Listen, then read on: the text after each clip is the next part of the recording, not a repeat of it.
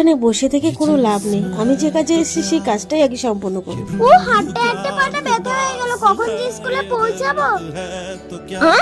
আরে এটা আমি কি দেখছি? আরে মহিলা তো নদীতে ঝাঁপ দিতে যাচ্ছে, তাহলে আমি যেটা ভাবছি কি সেটাই। সাঁতার যখন জানে না তাহলে নদীতে ঝাঁপ দিলে এই যাত্রায় পৃথিবী ছেড়ে চলে যেতে পারবো। যেভাবে ওনাকে আমাকেই বাঁচাতে হবে। দিদি দাঁড়াও। দিদি তুমি এটা কি করতে যাচ্ছিলে? কেন, আমার যেটা ঠিক মনে হচ্ছে আমি সেটাই করতে যাচ্ছিলাম। আমি আমার জীবন রাখতে চাই না, তাই তো নদীতে ঝাঁপ দিতে যাচ্ছি। দিদি একটা জীবনের মূল্য অনেক, আর তুমি সেই জীবনটা নষ্ট করে দিচ্ছ। হ্যাঁ দিচ্ছি, যে জীবনের কোনো মূল্য নেই, যে জীবনের কোনো সম্মান নেই, যে জীবনের কোনো গুরুত্ব নেই, সেই জীবন রেখে কি লাভ? হয়তো এই বেদামি জীবনটাকে বিসর্জন দিতে যাচ্ছে। তবে জানো দিদি, যারা বুদ্ধিমতী তারা বেঁচে থেকে লড়াই করে, তারা কখনো জীবন বিসর্জন দেয় না।